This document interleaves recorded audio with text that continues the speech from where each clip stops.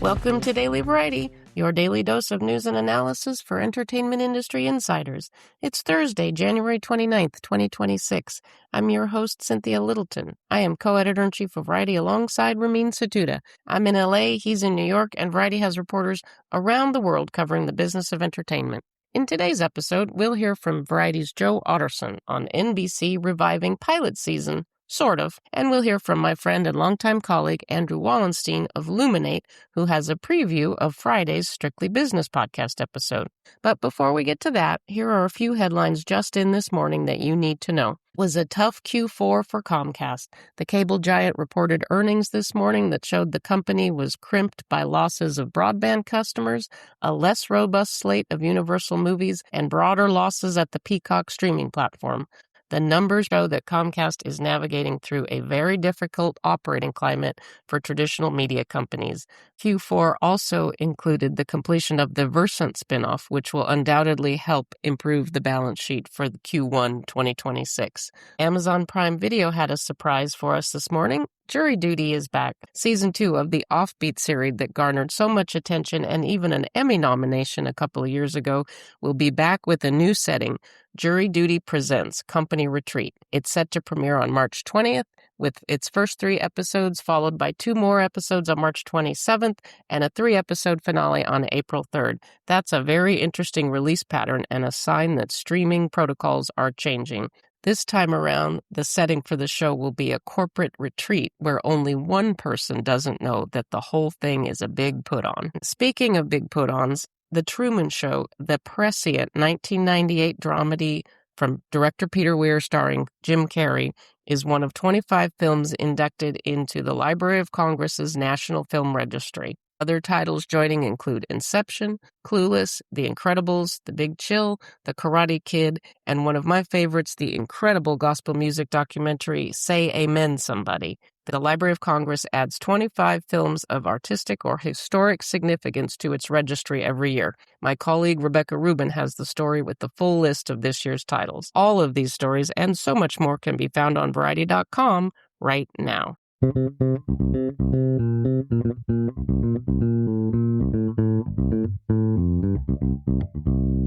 And now it's time for conversations with Variety journalists about news and trends in show business. Joe Otterson, Variety's TV news editor, explains why NBC is returning to a TV tradition, pilots. Joe Otterson, thanks for joining me. Good to be back at Daily Variety. It's a happening place. I read with great interest your recent story. You took a step back and analyzed what's going on with NBC's development. That seemed like it was a return to old times. They were ordering pilots fast and furious in that old-fashioned system that we had known for many years, but really went away in COVID and never came back. Joe, what stood out to you about NBC and the way that they're handling their content development season this year? It turns out everything old is new again. NBC has ordered 6 pilots as of right now in the traditional pilot season window, with plans to kind of get them staffed up and cast and shot and everything and ready for upfronts, which, like you said, that hasn't really been a thing since COVID. It's honestly really interesting because I talked to some folks within NBC, and they said, it was always their intention to kind of get back to this traditional pilot season model. It's worked in television for a very, very long time, but things kind of kept getting in the way. First, it was COVID, then there were the strikes. There's big content and budget contractions within Hollywood. So it just kind of kept throwing things for a loop. It's interesting because the structure provided by pilot season, there was a ripple effect in the timing of when pickup decisions were made. And it was something that from the minute I started covering this business in the mid-90s, executives and talent would shake their fist at.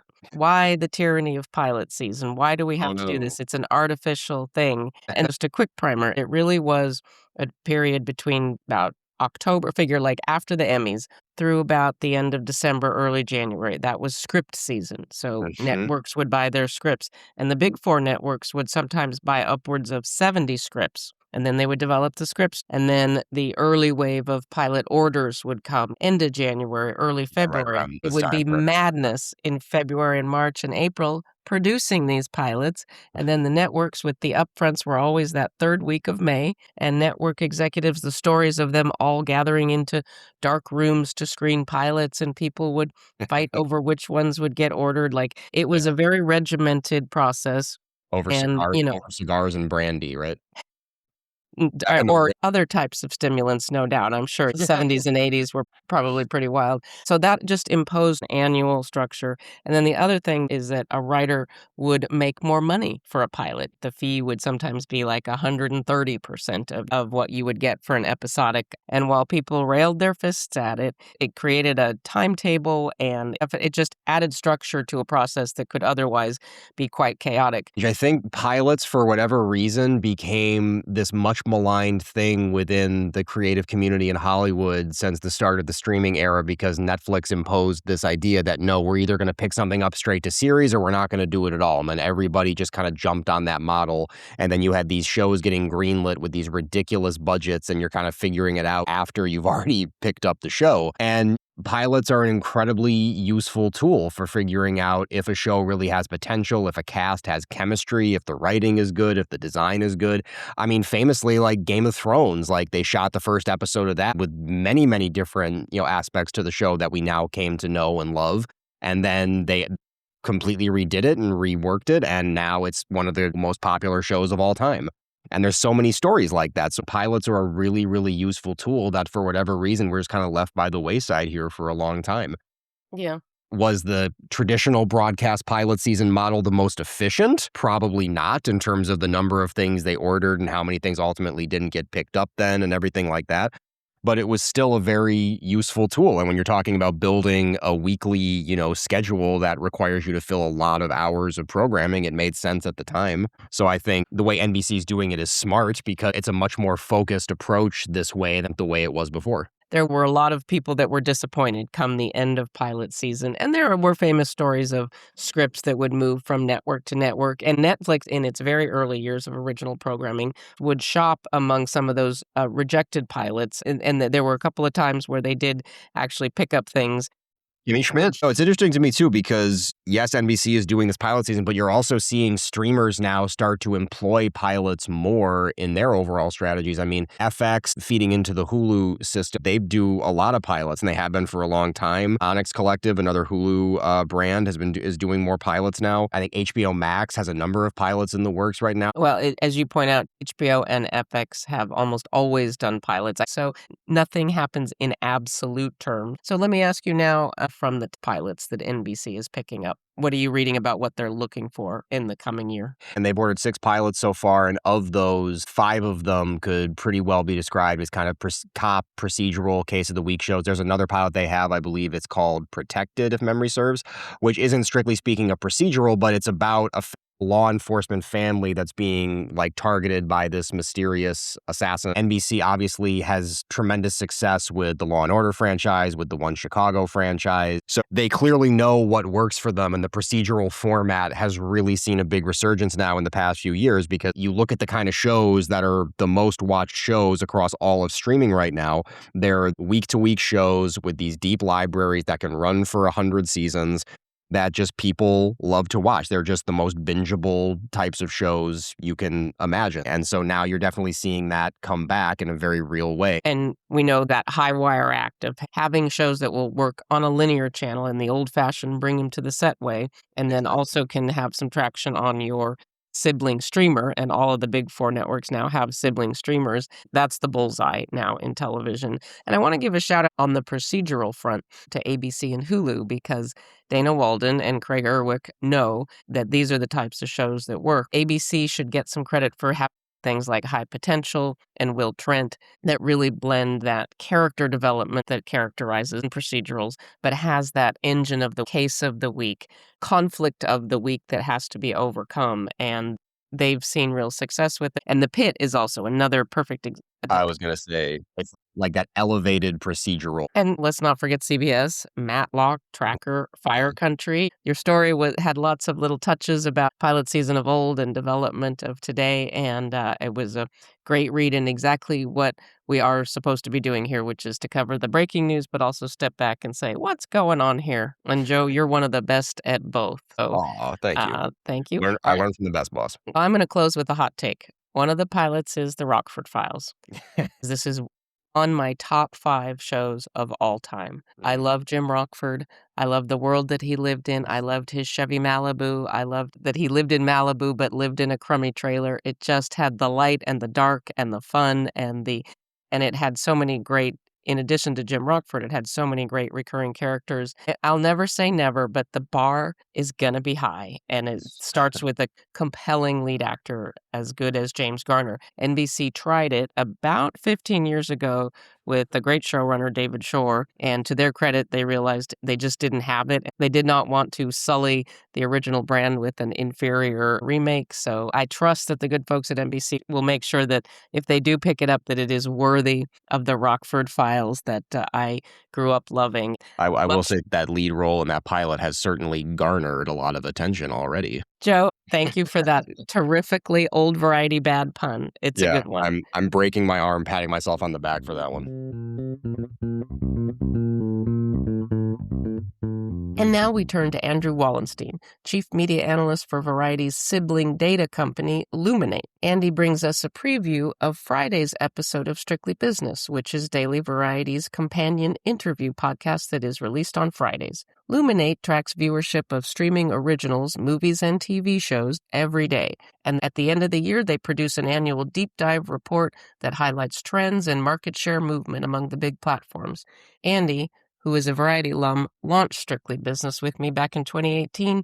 And although he's moved on to Luminate, it's always a treat to have him come on and talk about the stuff he knows best: numbers, data, digital, and where the marketplace is going. Andrew Wallenstein, Chief Media Analyst for Luminate. Thanks for joining me. Good to be with you.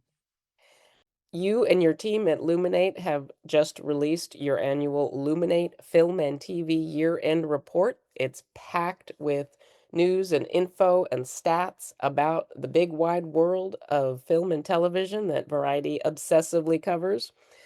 And this is a preview of tomorrow's episode of Strictly Business, Daily Variety's companion podcast, where you are really going to dig into it and explore all the nooks and crannies and info that you have uncovered. Give us the top line, TLDR, what you've learned, what trends, what patterns that you're seeing in the data this year. Well, it's all about taking stock of the year in streaming originals, where we saw some very interesting, surprising trends. Huge jump in the amount of consumption of original streaming content, particularly series. Why is that? Well, that's where we really get into it. It's about what we're seeing in terms of Netflix is really starting to get a stronger rivalry with other streamers who in 2025 showed an ability to put bigger hits and more of them than we've ever seen before. Netflix is starting to feel the breath of the competition on its neck in a way it never has before. And I think that's largely because you're seeing hits as varied as The Pit on HBO Max. You're seeing on Peacock, the number one show of the year for the first time was not Netflix. It wasn't even scripted. It was Love Island USA. So lots of changes in the world of streaming originals, both TV and film. I think if you asked most people in the entertainment business, they would think that Peacock is still pretty distant from the competition, but it looks like they got themselves a hit. They did. And Love Island USA was towering above the competition with the advantage that there's a lot more episodes in a season than your average weekly series. But at the end of the day, they got to come out and watch all that episodes. And when it was all summed up, it was a good 3 or 4 million above second place competition like Landman and The Pit, which were big hits in their own right.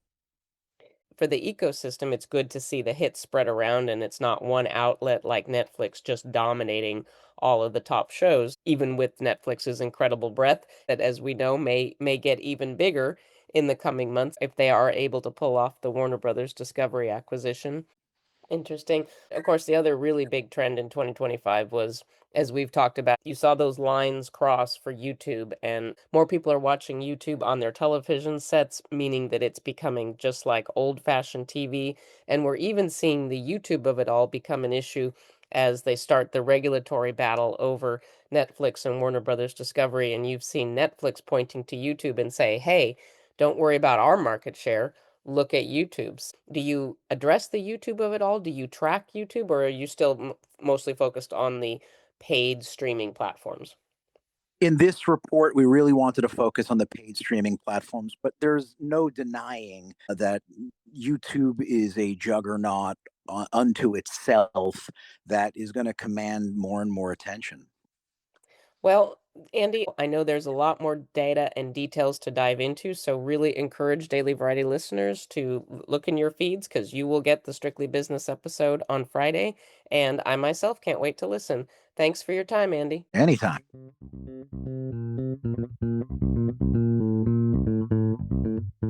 As we close out today's episode, here's a few things we're watching for. My great colleague Brian Steinberg is in his annual marathon of previewing the Super Bowl ads that we'll all be watching and debating a week from Sunday. So far, he's got stories up on Pepsi, Hims and Hers, Instacart, and the GLP-1 provider Ro, and he's certainly not done yet.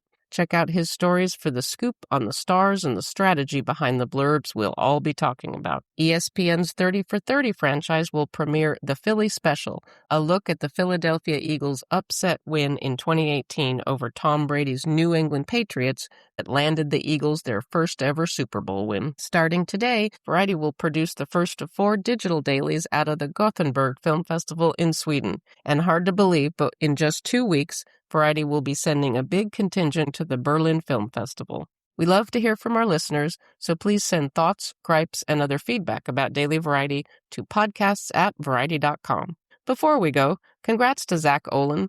He's been named Senior VP of Development and Current Series for Disney Television Animation. He's coming back to Disney after previously working for 13 years at ABC and ABC Studios. In between, he spent time at Nickelodeon and as an independent producer. Thanks for listening. This episode was written and reported by me, Cynthia Littleton, with contributions from Joe Otterson and Andrew Wallenstein. Stick, snakes, hick, picks. Please leave us a review at the podcast platform of your choice, and please tune in Monday for another episode of Daily Variety.